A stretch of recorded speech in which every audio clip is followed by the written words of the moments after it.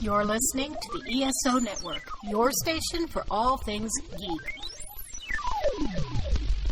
Ian, look at this. What, it's a police box.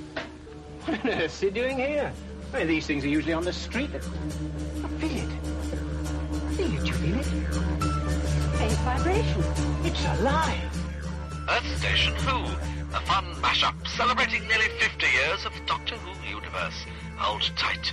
You never know where the TARDIS is going next. You're probably a bit confused right now. I broke the glass. It's all come back to me.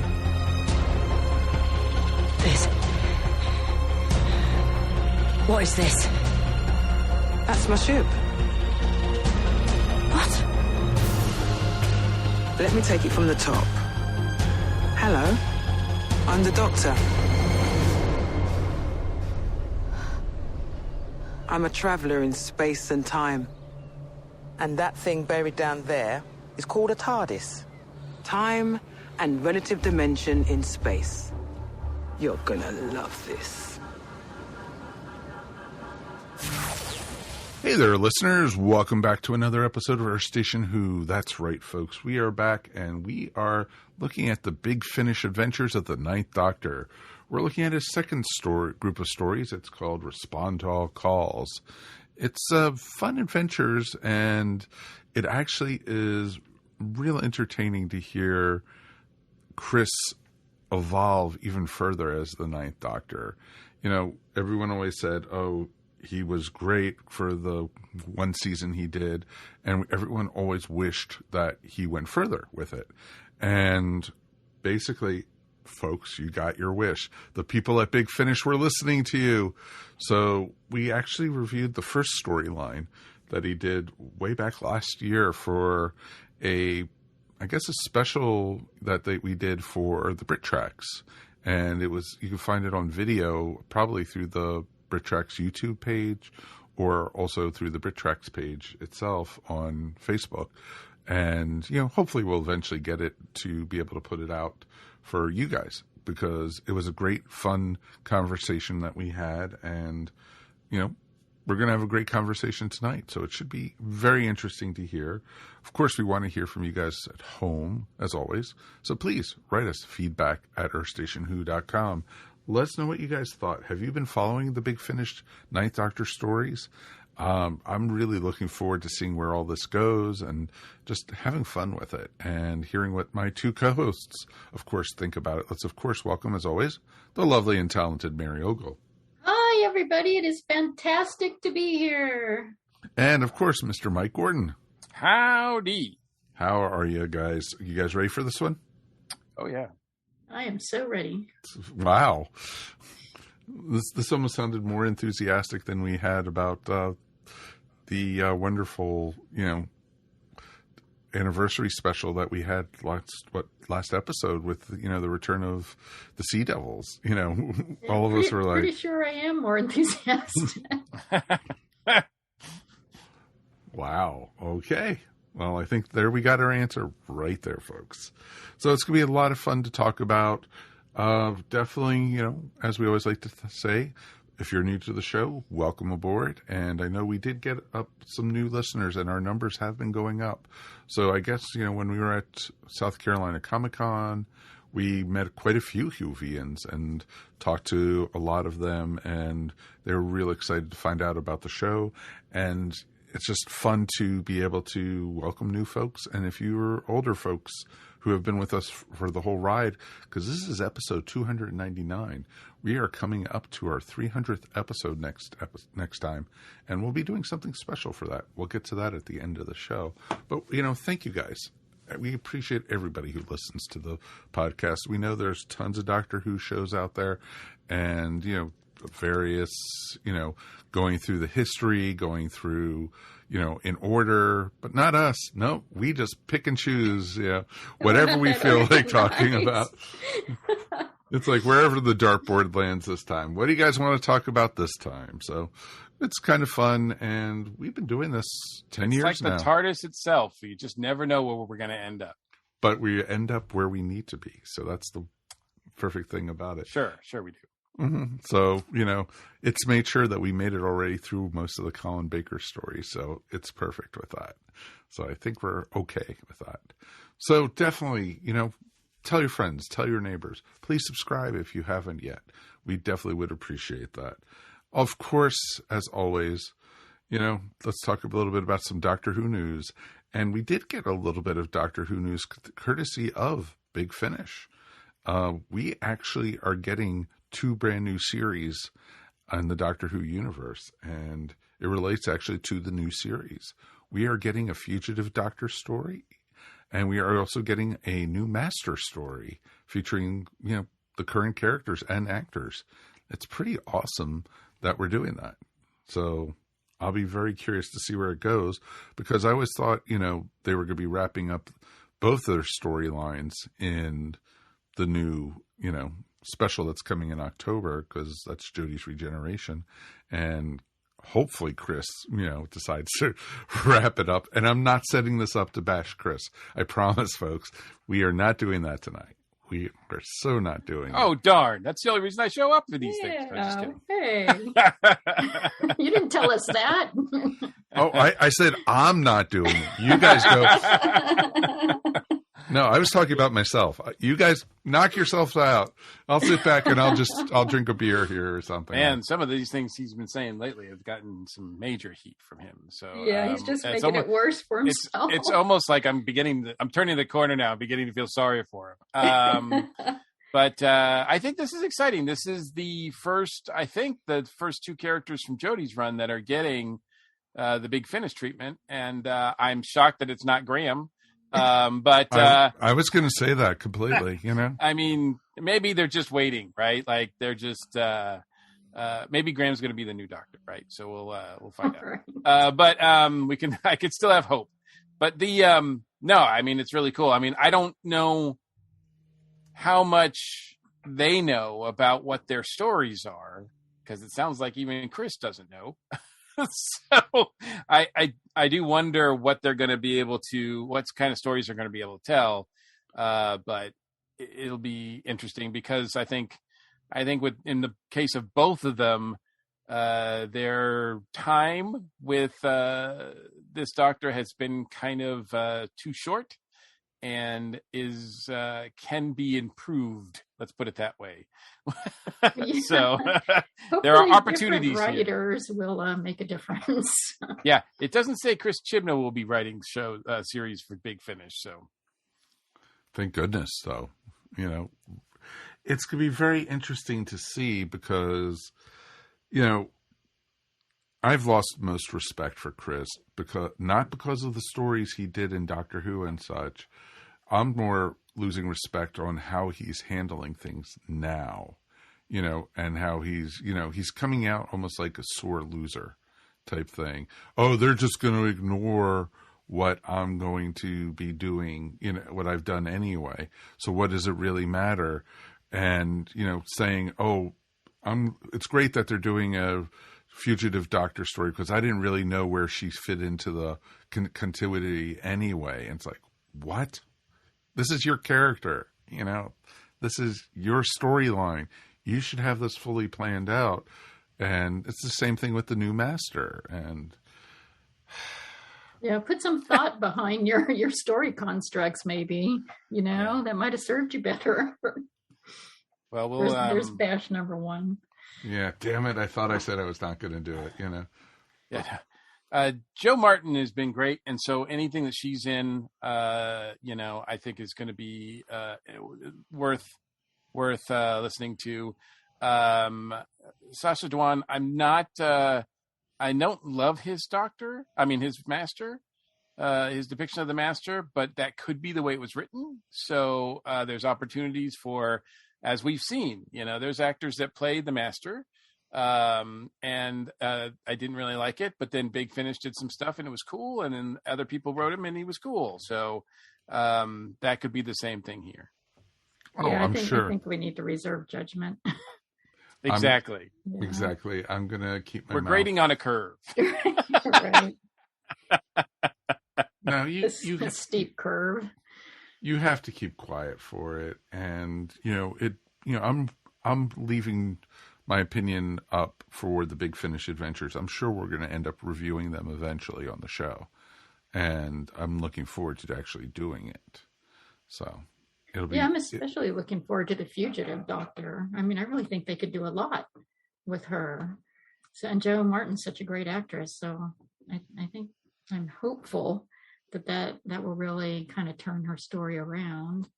And, knowing that it's Big Finish, I'm sure these characters will be crossing over with other familiar characters with the Doctor Who franchise, whether they be other doctors or River or other characters of that nature. And that's going to be a lot of fun, too.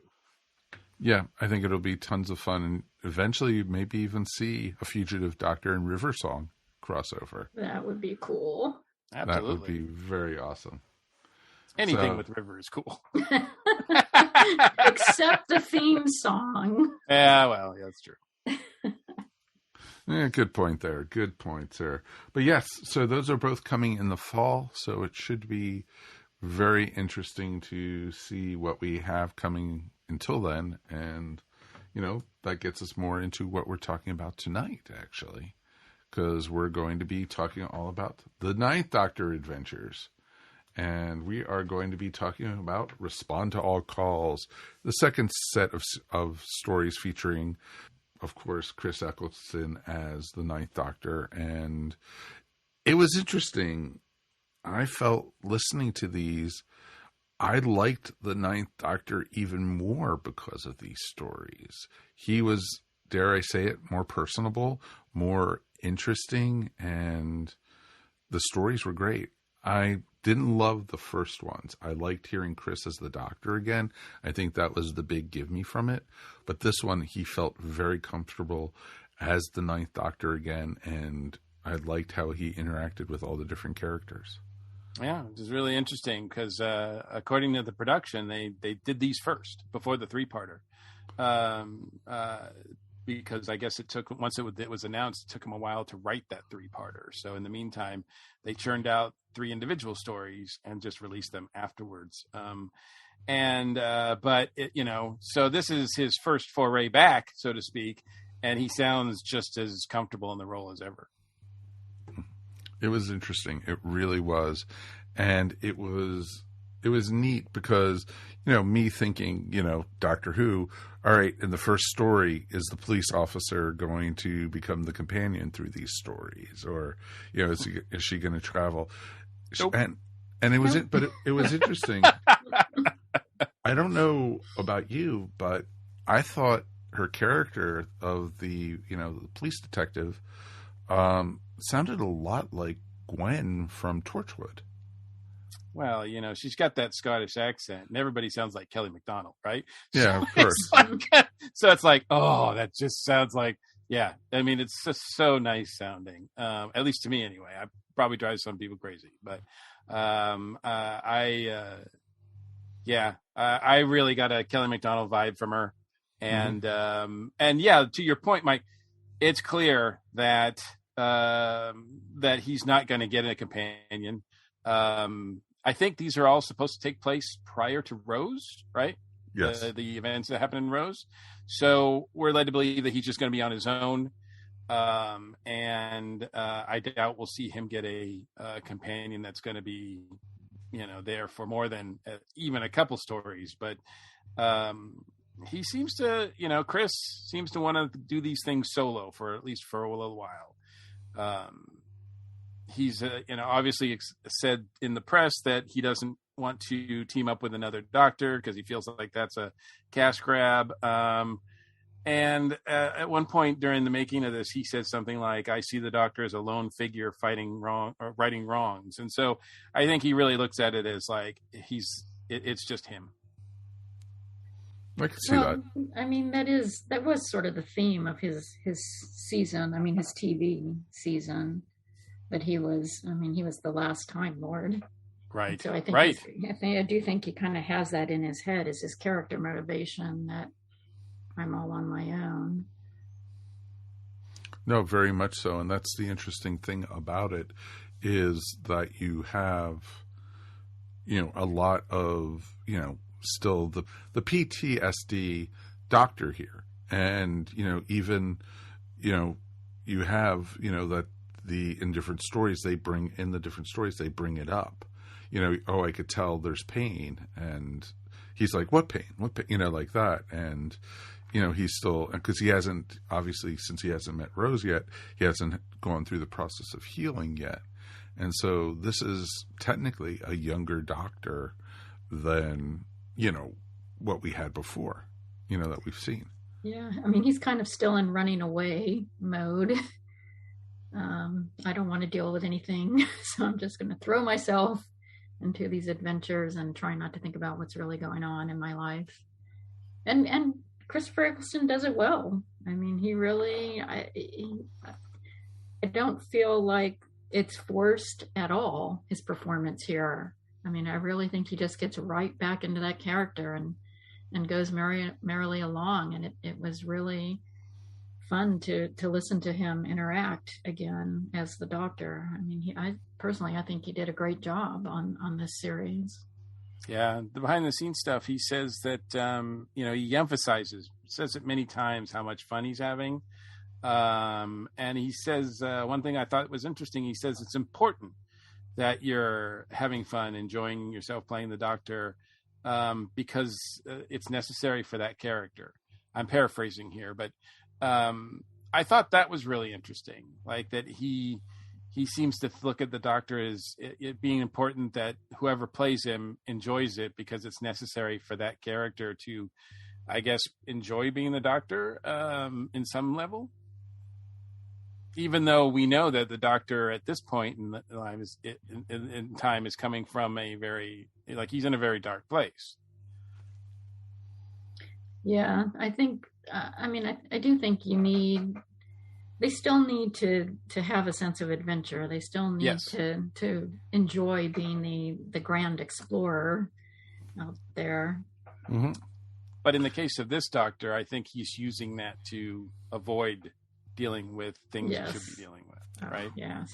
And it's interesting because the stories don't really tie together, except for the Doctors responding to distress calls, each one a different way, and hence the title "Respond to All Calls."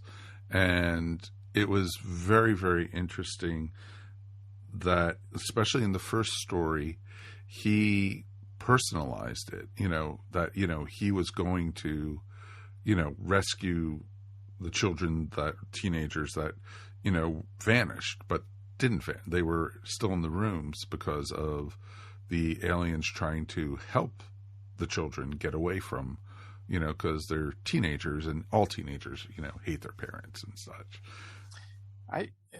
I mean, I know we can go into some spoilers here. So I was kind of confused at the end, because even though they do save the one girl, and then they make it clear that they can't save the other guy for some stupidly written reason that it's been too long.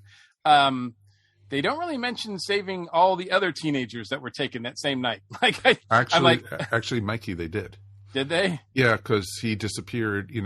I thought you said I was. He came back and he said, "Oh, how long have I been gone?" And she said, "You were gone 4.5 hours." Well, I was rescuing 61 other, children. Okay, that's good. I missed that. Yeah, well, it was kind of a throwaway line. It was a total throwaway line, but then he said, "Oh, but I can't save your friend because he's been because Doctor Who." Because he's been gone too long. It's been too long. And he says, "But you have a time machine, and can't you go back?" And he says, "I could do that, but then that would change your history." And he then he rattled off, all these cases that she solves all the way through 2024. Yeah, way to tell her future. Exactly. Come on, spoilers, Doctor.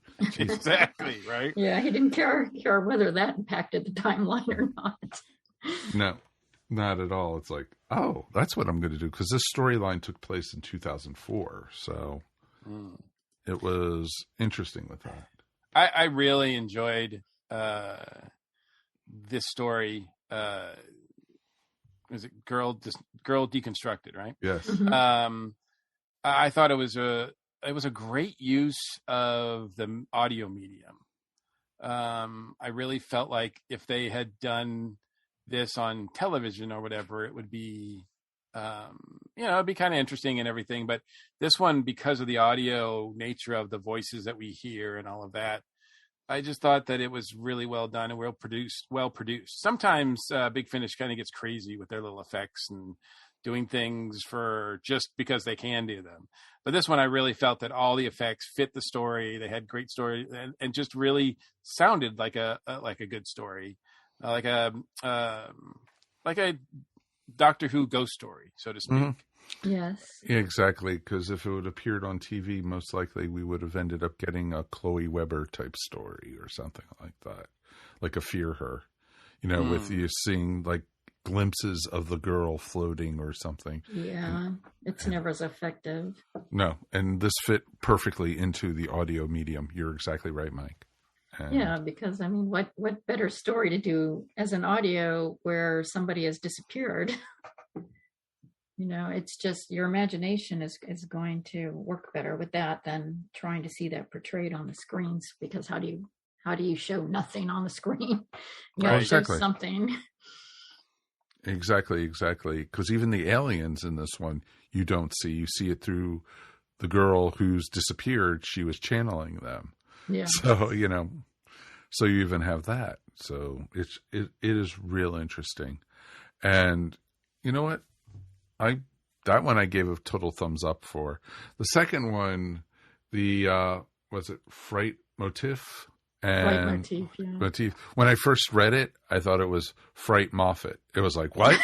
That'd be a totally different thing. Yeah. So that story I thought was okay.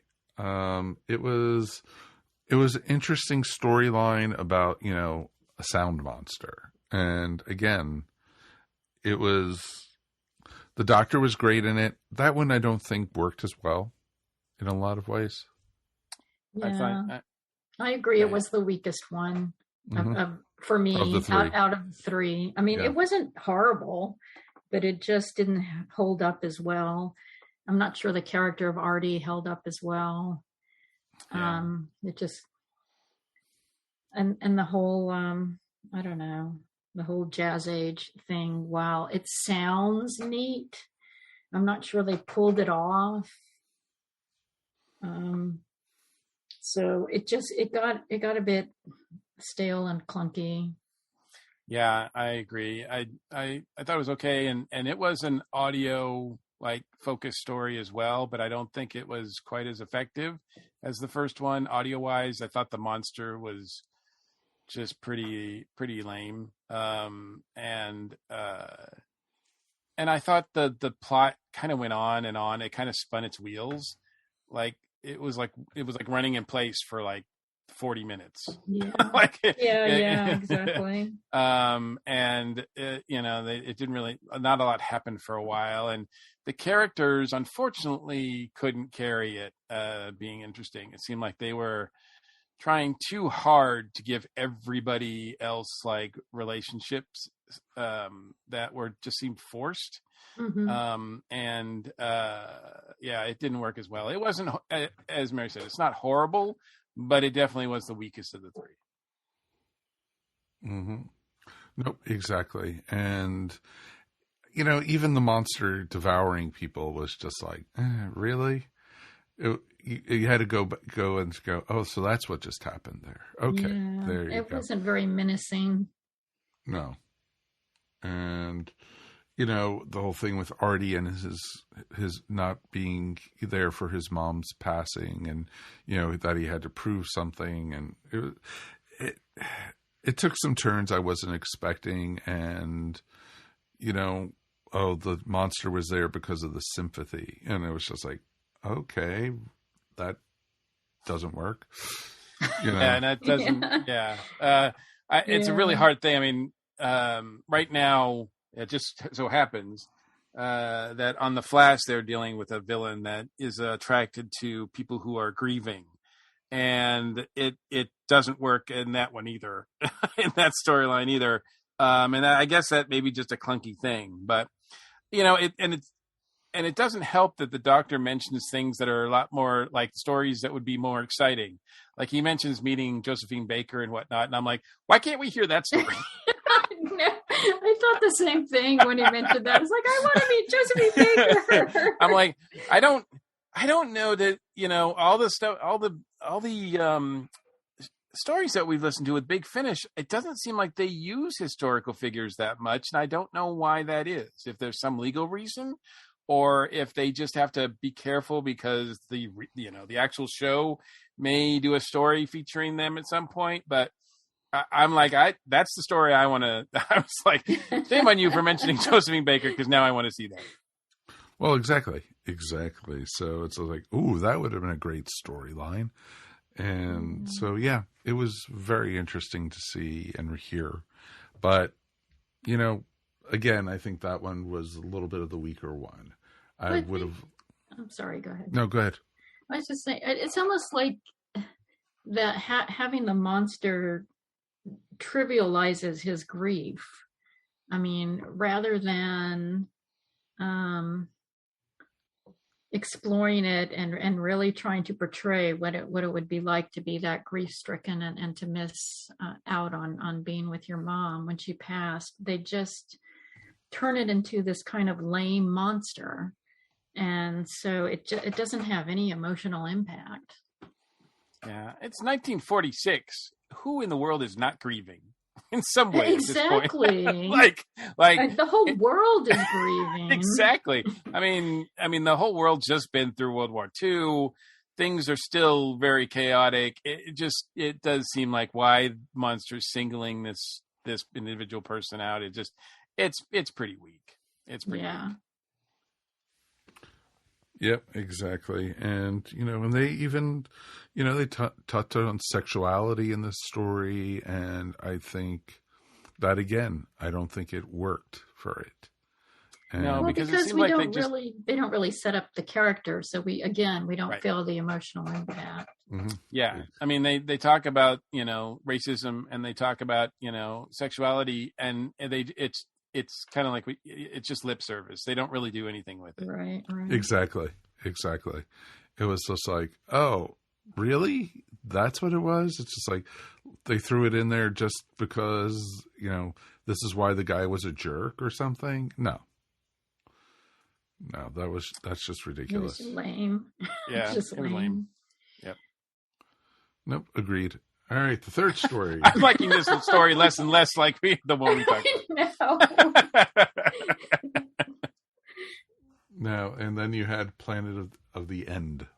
So, and I like this one. I enjoyed it. It took, there was a couple times it was just like, what?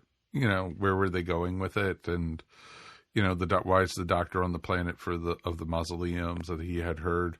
He was coming to check it out, and this race was trying then to capture his body or something like that. It was just like, okay, but what made it for me was the character of Fred. Fred made it. Oh, that was the best character. Yeah. Yeah. So. Yeah, I like the story as well. Look, I think if you write a story where the Doctor, particularly Chris's Doctor, goes up corporation, authority figures, money grabbers, et cetera, that's just a win. Like, that's like, I think out of all the actors who played the Doctor, I mean, his Doctor is the most, I don't want to say rebellious, but let's just say, I think the way he phrased it in the making of is healthy disrespect for authority. And that's, I mean, I don't know if it's healthy as far as Chris goes in real life, but it seems like his Doctor is more of a fighter when it comes to, and get in your face fighter in terms of when it comes to authority figures and especially like corporate greed. So I think this one had maybe the best bad guys out of the three. And I like that. But yeah, Fred was cool. I kind of saw where that was going. Like, I didn't really need the thing with the rabbit. Because I was like, why don't we just bring her to life? And so, and the torture stuff was interesting. I mean, that's the fun thing about Doctor Who is that you can play around with time like that. I mean, he was there for almost 100 years, right? Yes. Yeah, wasn't it like 89 years or something like that? Yeah. Yeah, it would be interesting. Yeah, it was interesting. Fred was his caretaker, basically. Kept on checking him out, and how his hair grew long, and he had a beard and everything. So basically, what he looked like in the John Lennon movie that he did. And so, yeah, it was just real interesting to picture that, and it was just like, okay, where are they going with this story? Where are they going? And then him using his regeneration power, also he was bargaining with it, and it was just like, okay, that would have been interesting. Him, changing into Tennant a lot quicker. Yeah, that was actually a pretty interesting way to go with the story. I mean, this is the only story that plays around with time, and you don't get that a lot. Right. Despite this being a time traveling premise. So that was nice that they really explored that, but also that that the only thing he had to bargain with basically was his Artron energy, and the way he used that, and the way he took a big chance by doing that. But yeah, that made it a really interesting take on the story. So this one I found the most inventive. And, I'm having a hard time picking between this one and Girl Deconstructed, which one is my favorite, because they're very different. Oh, completely different. But I think they're both very effective. And I think Chris Eccleston does really well with both plots. And like Mikey G said, I mean, I love how he fights corporate greed. Mm-hmm. I mean, it's so nice listening to him take them on and not giving an inch and calling them. Like it's relevant for what's going on today. Yeah, very relevant. Oh. Almost like it's relevant.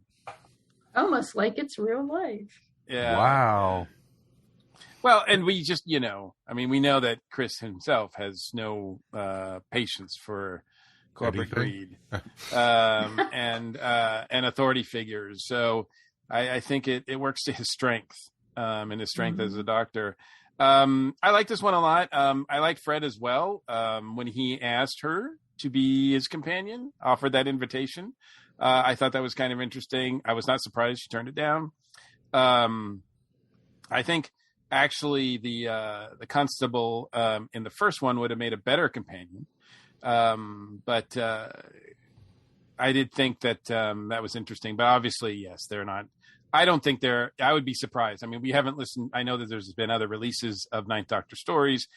From what I understand, he hasn't got a consistent companion yet. So, and I think they want to keep him solo for whatever reason. It might be Chris's idea. It might not. I mean, obviously, it might dilute the show if Rose is not his first companion after, first long-term companion after the war, Mm-hmm. It probably would have changed something, and it's good that, he doesn't want to be committed to anything. Like I think one of you guys said earlier, he doesn't, he just wants to do his traveling and help people out because it's in his nature, but he doesn't want to be committed to have to carry around somebody with him. Yeah. Well, he's very much a lone wolf. And very much not wanting to lose anybody because he's lost so much at this point. And there is a sensitivity to that in these stories, and I think all three of the stories, that when he does lose somebody, when someone does kind of die in these stories, he's very, I wouldn't say emotional about it, but he reacts very strongly to that. And I think in almost all three, well, I think in the first two anyway, at some point he says, like, nobody else is going to die. Yep. Yeah.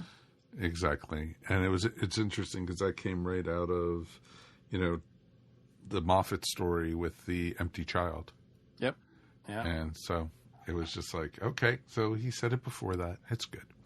well, maybe it's not. Very much a part of his personality. Exactly. Yeah. Just like I think in 2 out of the 3 stories, he actually utters the word fantastic. As well, he should. Exactly. He doesn't overuse it. But I did smile and make a note of it every time he did say it, because I thought that was pretty fun. Mm-hmm.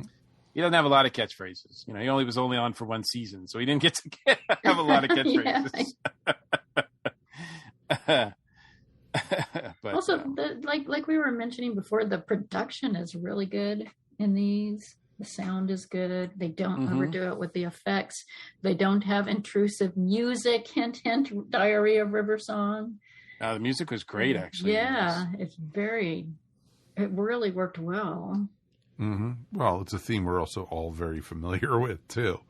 So I do wonder if, because I think this is the second time we've reviewed a story, something that was produced during the lockdown, and I do wonder if, because they didn't have maybe all of their production normal tools available, if these are a little bit more stripped down, and yet I like them more because of that. Yeah, maybe so, but I agree with you. I think it works better this way.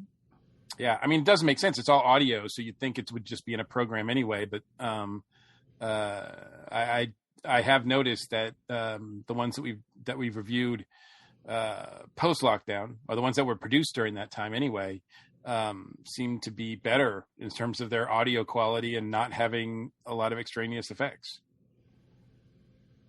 Mm-hmm. Most definitely. It sounded good, and you couldn't even tell if they weren't all in the same room, that the way they were interacting with each other was really well done. Yeah, they're not all in the same room. They're all recording from home. And I don't even think they're all recording together, like on like a Zoom call or anything. I think they're all recording separately completely.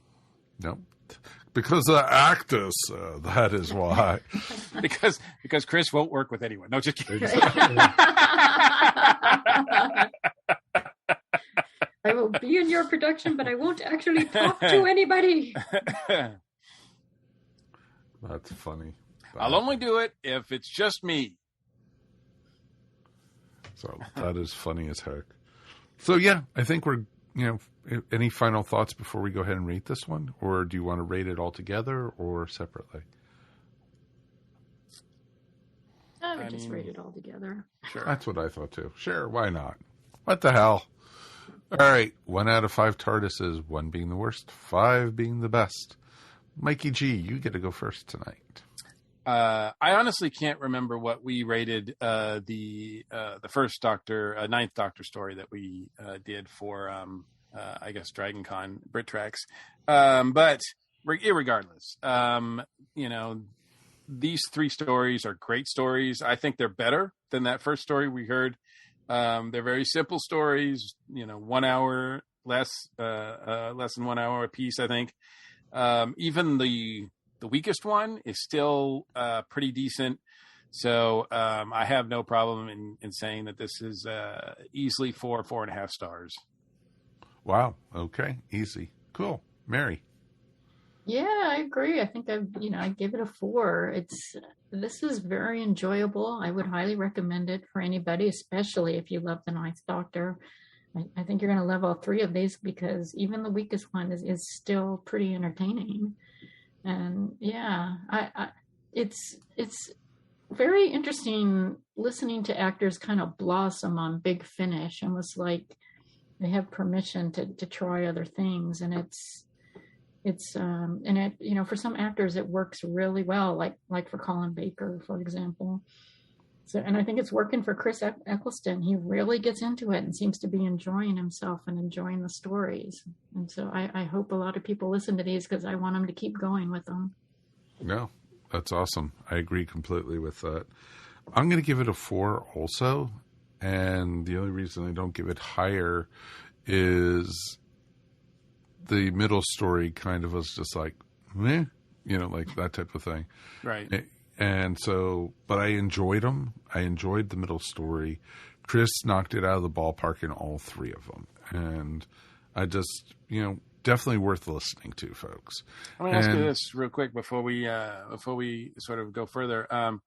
Do you think these stories would work with another actor, another incarnation of the Doctor, or do you think they're pretty much catered to Chris? Because I felt like, I don't know if it was Chris just making them their own or them writing to Chris's strength because they all knew that they were writing for the Ninth Doctor, but these feel like they're Ninth Doctor stories, not just ones that were in the bin and they had dug out just to use for Chris.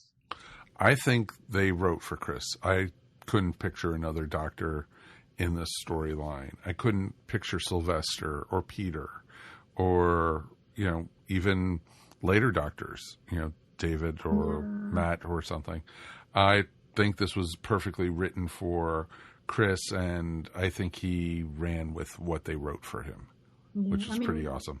I can picture other Doctors, but I'm just not sure they would be as good because it's kind of his unique state of where he is in that moment in time as the Doctor that really makes these stories. Mm-hmm. Exactly. Like in the first story, if it was David, he'd be going, I am so sorry about your daughter.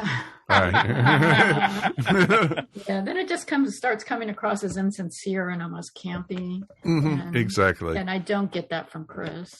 No, not at all. And I'm actually really looking forward now to listening to the next round of shows because that gets the Cybermen involved in the next ones. So I'm going to be very curious to see him because we never saw him with the Cybermen. So that's right. So it'll be very interesting to see. So we definitely would love to hear from you guys at home. Feedback at ourstationwho.com. Let us know what you guys thought. Have you guys listened to this one? Do you guys want to listen to it? I know a good Big Finish website that you can get it, really well. No, I was not going to offer to give you my copy. That's not where it was going. Honest, really. Nope. Not at all. Not there. But, folks, thank you guys. This is the end of our 299th episode. And, we've talked about, we had our 10th anniversary a couple weeks back, and we talked about that a little bit, but 300 of these things, 300 episodes of Doctor Who, that's pretty amazing. And you know what? Thank you guys for listening and staying with us for this. It knocks me out every time I see our numbers and how they're growing, and or we get feedback, and folks just having fun with our shows and everything. And we've got a long time till we get new Doctor Who again. So we got a lot of different things we're going to talk about. But next episode, we're doing episode 300. 300 of these, folks. This is going to be awesome. Woo-hoo. So we thought we'd do another Facebook Live. I know we just did one last episode, but, we enjoy it. We have fun with it. And we are going to be doing Doctor Who Essentials. So basically, what you need for be a Whovian, or what's our favorite episodes, or what do you recommend? There's so many different ways we can go with it, and we'll do it live. And it would be great to get into the different groups, different people joining us, and we definitely would love you guys to join us. So of course we will have it up on Facebook Live, and that is going to be on Tuesday the 17th of May. So it's only 2 weeks away. So as of this recording, you might be listening to it the day before. Who knows? That's the great thing about podcasting. Let's thank our regulars for being here, of course. Mary, thank you so much. Oh, thank you. I'm so glad we listened to this one. It's really great stories. Go out and get it, everybody. Definitely. And, Mary knows where to find it also. So it's Yeah. Anything you want to promote? You can find me at maryogle.com. or on Etsy at eVision Arts. Excellent. And Mr. Mike Gordon. As always, it's my pleasure. It's great to have you, my friend. It really is. And you know what? You've been through almost the whole ringer with me, so it's pretty awesome. And you know Absolutely. what? It's been a pleasure, my friend. And you know what? It's going to be fun, seeing where the show goes. We're going to have a new Doctor hopefully announced any day now. So who knows, that live episode, we might actually be talking about who the new Doctor is. They'll announce it right during the middle of it. Oh, of course they will. Right after we're done. Oh. The second we stop it. Yep. The second we hit stop recording. Yep. It'll be like, oh, hey. Yep, hey. There's an announcement. So definitely, folks, please leave feedback for us. Write us. We definitely would love to hear from you guys. Until then, my name is Mike Faber. We will talk to you soon. Peace, everyone, and enjoy spring. And just take care of yourselves. We'll see you soon. Peace. And we are done. Boom. Yay. You have been listening to Earth Station Who, a bi-weekly pop culture podcast dedicated to all things Doctor Who, featuring talents from across the universe. All topics on the show are the sole opinions of the individual and are used for entertainment value alone. You subscribe to our podcast up on iTunes, Stitcher, or follow our blog at www.esopodcast.com. You can also follow us up on Facebook, Twitter, or Google+. If you enjoyed the show, please leave feedback up on iTunes.